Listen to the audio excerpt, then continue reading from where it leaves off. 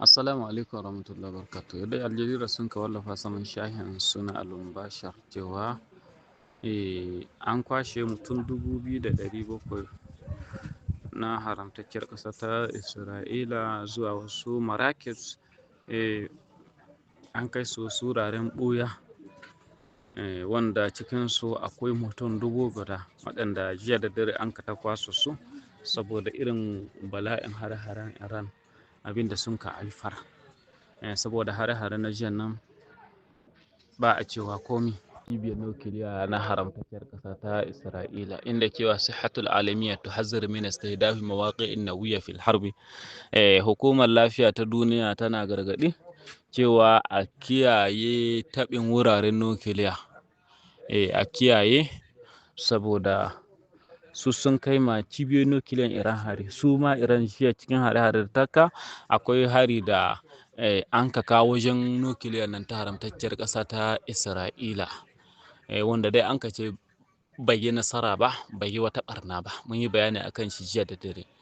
To suna faɗin cewa mutane su kiyaye, dukkan waɗannan ɓangarori su kiyaye saboda taɓin nukiliya taɓin lafiyar duniya ne gaba ɗaya wanda zai iya bi ma'ana ya haifar da gagarumar illa ga ɗan adam, wanda in nukiliya ta fashe, in wannan guba ta watsu za ta rikitar da ƙasashe na wannan yanki baki ɗaya. Don haka nan hukumar lafiya ta duniya take kiran ya cewa a kiyaye kowane ɓangare a kai zuciya nesa. Duk hari da za a kai to a kiyaye ɓangarori da ake tsammanin akwai nukiliya a kiyaye su. Ƙasar Iraki ta sake rufe sararin samaniya ta gaba ɗaya na awa 72 kwana uku daidai kenan. Naƙalat wakalatul anba'il iraqiyya an tiranul mudun. Tu jirage na fararen hula ba su tashi kuma ba su tsallakawa, jirage ba su tsallakawa ta sararin Iraki na kwana uku saboda Iraki kowa ya sani Iraki irin bala'i da suke fuskanta, hare-hare waɗanda ba su da kan gado. Wani bi kuma an kai hari Iraki sai da baya ake gane yalla daga ina na wanga daga Iran na daga wuce kungiya ce saboda irin tashe-tashe hankula dai na cikin gida da na siyasa da na addini da na kabilanci da na ta'assubanci. Muna saman shahin nan na Aljazeera inda sun ka tabbatar da cewa Isra'ila ta faɗi cewa ta yi hasaran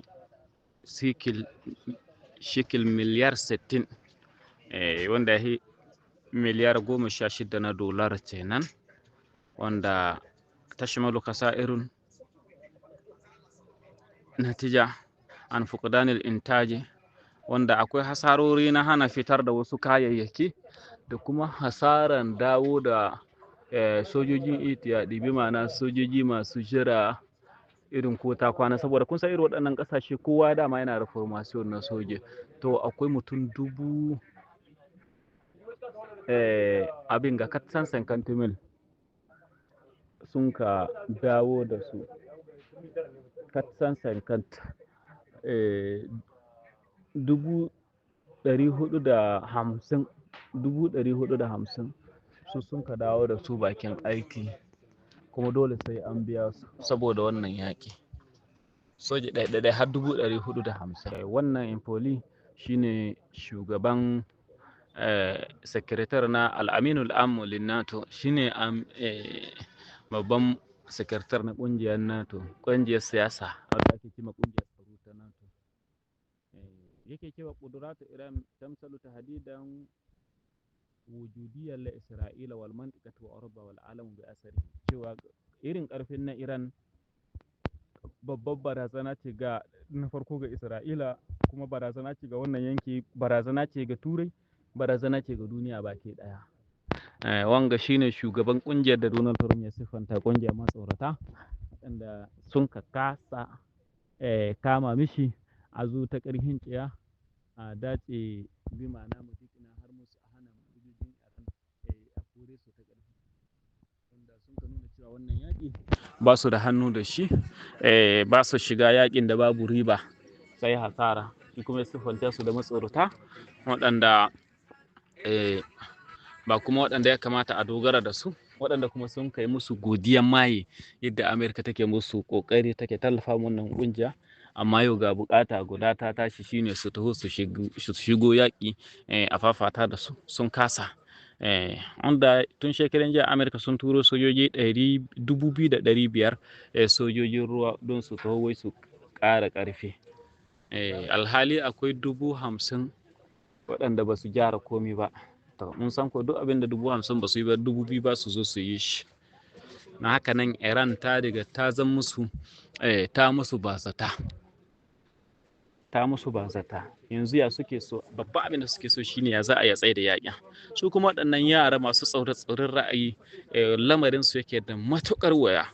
Saboda har yanzu ba su ma saurara na ballantana su ji ballantana su yarda. Wannan shine president na Ensemble, bi ma'ana shugaban majalisa ta Iran, ya tabbatar da cewa bugun makamashinsu da Amurka ta yi alkawali cewa awa 48 in ba a buɗe Hormuz zai fuskanci sayo ƙabilu fauranta da miru mansha'atu nafta fil mantika. Wannan zai sa kai tsaye su kuma yake za su mai da mummunan martani inda za su tadamir na duk mansha'atin nafta da suke a cikin mantika, rijiyoyin mai ko mu ce cibiyoyin man na wannan yanki. Ana abin da ke gaba ɗaya za su dammare su, bi ma'ana za su niƙe su gaba ɗaya, ba su barin ko guda. Matuƙar an kaka musu wannan hari kuma za su ruhe Hormuz bilkamil, za a ruhe wannan mudiki na Hormuz ruhewa na gaba ɗaya. Ko irin ƙasashen da an ka ba alhorma su huce, to inda an ka hari za su ruhe har da su ba su huce. Haka nan hirsu sauri sun ka fitar da sanarwa. Allah ya kiyaye. Jaridar Al-Qahiratul Ikbariya ta yi magana akan harin da Iran ta kai a janubin Isra'ila jiya da dare a Madinatu Dimona, wanda sun kace wani irin asafarat andila'i hara'iqun bi iddatin mabani, gidaje da yawa sai da sun ka zama abin ga kalan nan na hayaƙi saboda hayaƙi, inda lokaci guda mutum 64 harin ya same su a wurare 12 mabambanta a garin. An kwaso mutum 485 wurin da an kai harin. Hakanan na makamin da an ka jefo nauyinsa ya kai ton kilo 450.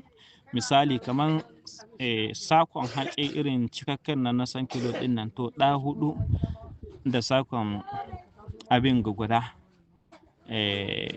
sima, ko mu ce sakon sima 9 nauyin makamin kenan, ya kai kamar sakon sima 50 ɗin nan 9, ko kuma ben sanki na shinkafa da 18, wanda gine-gine 20 sun ka cutu. Wata damiru hayyin bilkamil, kai sun ka ce harin ya rushe anguwa gaba ɗaya.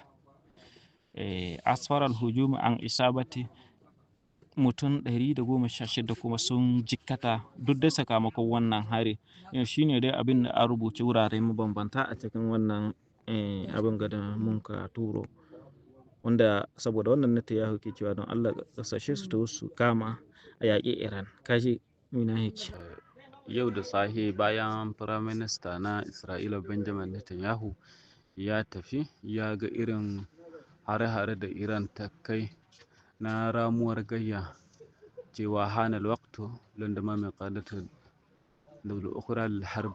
Netanyahu yana kira ga wasu ƙasashe cewa su taho su shiga musu yaƙin nan. Ta lokaci yayi da ya kamata wasu ƙasashe su taho su shiga a yaƙi da Iran, ka a bar su da Iran su kaɗai, saboda irin hare-hare na jiya nan fa gaskiya sun yi wani irin muni.